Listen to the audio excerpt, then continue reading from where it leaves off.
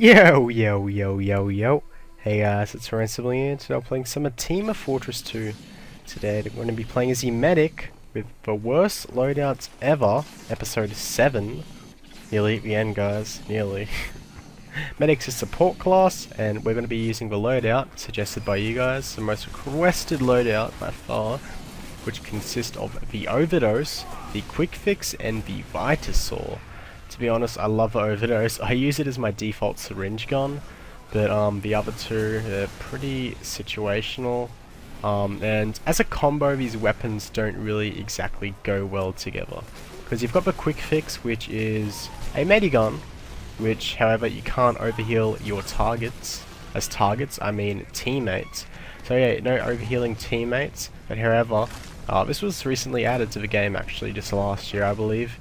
And the update, the Pyromania update, they re-added this to, you know, sort of buff the Quick Fix. Anyway, if you're healing a target who has explosives, either a demo man or a soldier, you're healing them in an explosive jump, you explosive jump with them, which makes it a much more viable option. So it's pretty fun to just jump around while healing someone, but it's still kind of, I don't know, it feels kind of glitchy when I'm doing it. I'm not really that experienced with the Quick Fix healing target and then rocket jumping or whatever. But yeah, the Quick Fix can actually be pretty effective if you're pretty well coordinated, you know, talking on a microphone with one of your friends as they're jumping around a soldier or a demo man. It can be pretty fun, but however, definitely the stock medigun and Crits Craig are better. I'm not really sure if I would rank this better than a Vaccinator though. But yeah, that's just my opinion though, you may have a different opinion. Also, one of another disadvantages of a Quick Fix is mainly if you're going to be using it, people will probably insult you on servers if you're the only medic and you're using a Quick Fix. Because they'll be like, oh, I need the overheals and why'd you using Quick Fix? You're a noob, go medigun, you can't overheal. And yeah, that's one of the disadvantages. And then you're just like to them, oh, but why don't you go play medic then? I want to use a Quick Fix. But like, look right now, it's pretty effective. If you're willing to heal multiple targets who are low on health, then just pop the Quick Fix Uber and you can just heal a lot of people around the map. Also, if you've got a friend who is an amazing scout, then just heal him with a Quick Fix because you'll move as fast as him. Unfortunately, he won't be able to get overhealed because you're using a Quick Fix. But however, if you're healing a target that's faster with you, and you've got the Quick Fix equipped, then you'll be moving as fast as them, which is pretty cool. So yeah, that's a pretty cool thing of a Quick Fix. I guess that's why they call it the Quick Fix, because you know you're pretty quick when you're giving this a scout a fix. And yeah. Now moving on to the next weapon, which consists of the Vita-saw. The Vita-saw is a melee weapon replacing the melee weapon slot, which is the default bone saw, which is probably, I don't know, I believe it's worse than a Vita-saw, because a Vita-saw is actually alright, but it doesn't go well with a Quick Fix, because Quick Fix Uber, I don't know, you gain it too quickly, and it's kind of a useless Uber, I guess you could say, compared to like stock, which you're absolutely invulnerable. But yeah, the Vita-saw replaces the default bone saw, which is pretty bad, but I'm guessing why people picked the Vita-saw is because, you know, you get less health and, you know, it's kind of useless with a Quick Fix. But anyway, basically the disadvantage of the Vita-saw is you have negative 10 health. So instead of having a base of 150 HP, as a medic you only got 140 HP. So, you know, you're slightly more vulnerable, and you know, that 10 HP could end up making the massive difference in your death and downfall of your medic. So you have to be pretty careful. But however, it is pretty good in the regard that when you end up dying, you end up having around 19% Uber left over. Or if you've gotten at least like over 20%, I believe, you end up spawning with enough Uber left over, which you may have lost because you ended up dying. So it's pretty good if you're using like a medigun or a Crits Craig, or you're just a medic that dies a lot in general. But however, myself, I don't really use Vita-saw. When I was first learning medic, I was really insecure about the way I lived as medic. So I'd always use the Vita-saw. But as I got better as medic, I started using the Uber saw, because every time you hit someone with that, you get 25% Uber, which is ridiculous. And it's just pretty much a disadvantage of that is you've got a slower firing speed. So if you're thinking of equipping the Vita-saw onto your medic, you have to really take into consideration what medigun you're using, because some mediguns, you know, they build up uber much faster than the others. So I'd only recommend it really if you're using a stock medigun and you're afraid of, you know, you're expecting that you're going to die and then you're going to spawn with like about 20% uber. So if you're equipping a Vita-saw, you have to really think about if that negative 10 HP which you end up having from having your Vita-saw equipped is worth it. So just take that into consideration.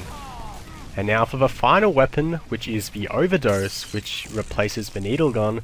It's probably my default needle gun, to be honest. I love the Overdose. Like, it's gotten me through a lot of situations. It may do less damage, but how often do you attack as medic?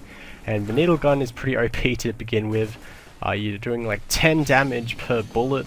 I don't know the exact range and stuff. When you get random crits, that's just deadly crit needles.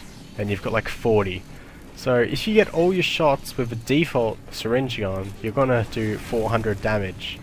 But however, it's pretty hard to hit all the shots because, I don't know, it's sort of a tricky weapon. It's not like a bullet penetration weapon, it's more so a projectile weapon because it takes a bit of time for the needles to travel onto the enemies.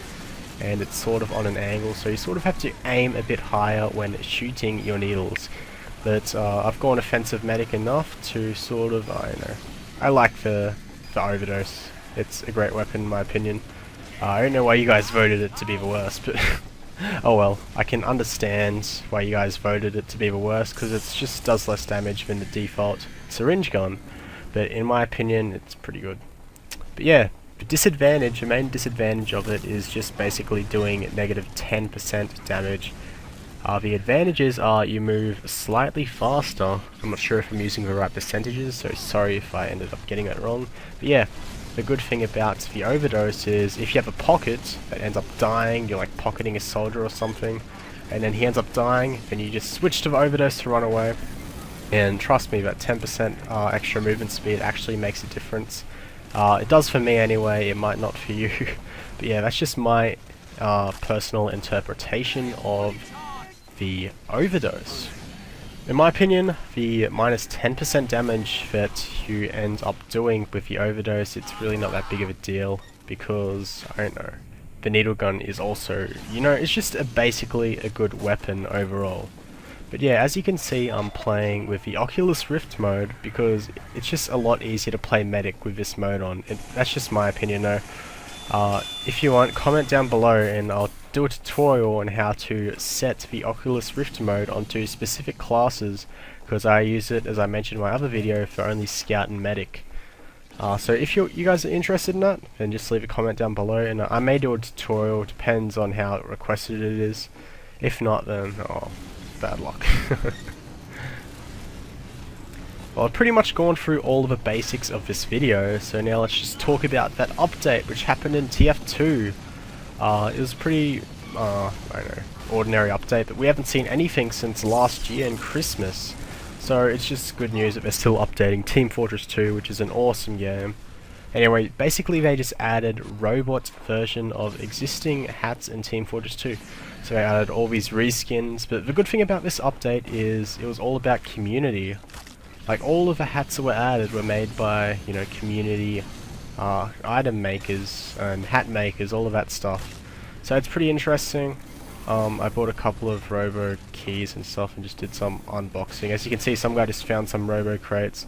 But yeah, no new game modes, maps, weapons, just a couple of hats. So if you like hats and you've got some money to spare, then buy some hats, and yeah.